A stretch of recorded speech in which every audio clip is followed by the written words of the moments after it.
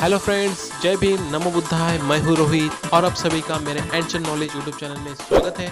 तो वीडियो शुरू करने से पहले आपने मेरे चैनल को लाइक और सब्सक्राइब नहीं किया है तो मेरे चैनल को लाइक और सब्सक्राइब कीजिए और साथ ही साथ में अपने दोस्तों को भी शेयर कीजिए।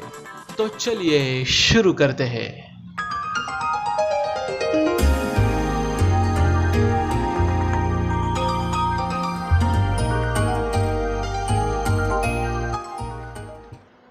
किसा गौतमी नाम की एक कन्या थी।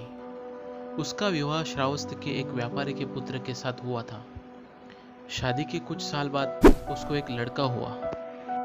वो जब चलने लगा तब चलते चलते थोड़ी दूर गया। सामने झाड़ी थी। झाड़ी में से एक सांप निकल के आया और उस सांप ने उसके पुत्र को काट लिया और सांप के काटने से उसकी मौत हो गई। और किसा गौतमी ने देखा कि उसका पुत्र जमीन पर गिरा है।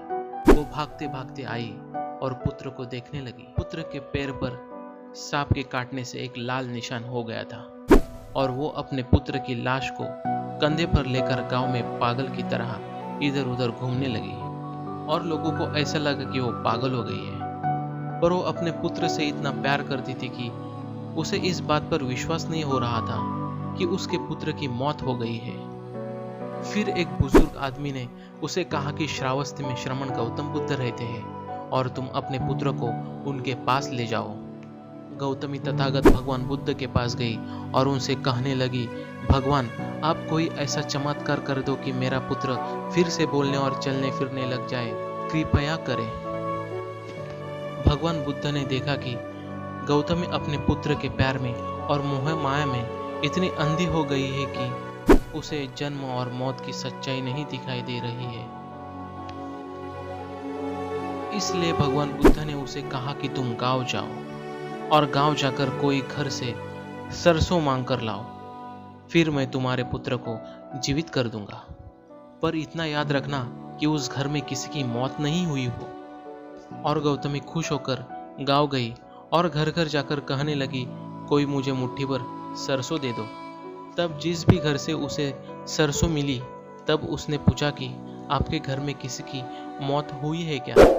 तब उसे एक ही जवाब मिला, हाँ हुई है। किसी की कहीं माँ तो कहीं पिता तो कहीं भाई तो कहीं बहन तो कहीं बेटा तो कहीं बेटी की मौत हुई है।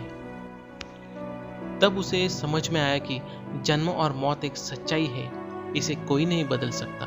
और जब वो भगवान बुद्ध के पास खाली हाथ लौट गई और तब भगवान बुद्ध ने कहा कि मौत सबके नसीब में है। जब वो अपने पुत्र की लाश लेकर गई और उसका अंतिम संस्कार किया, कहने लगी, जीवन है नश्वर, यहाँ कोई ना अमर होते। फिर उसने भगवान बुद्ध के पास प्रवज्ञा ग्रहण की और भिक्षुणी बन गई और अहर्त भी हो गई। सो फ्रेंड्स, आशा करता हूँ कि आपको आज का वीडियो अच्छा लगा होगा। तो प्लीज़ मेरे चैनल को लाइक और सब्सक्राइब कीजिए। तो मिलते हैं नेक्स्ट वीडियो में, तब तक के लिए जय भीम, नमो बुद्धाय।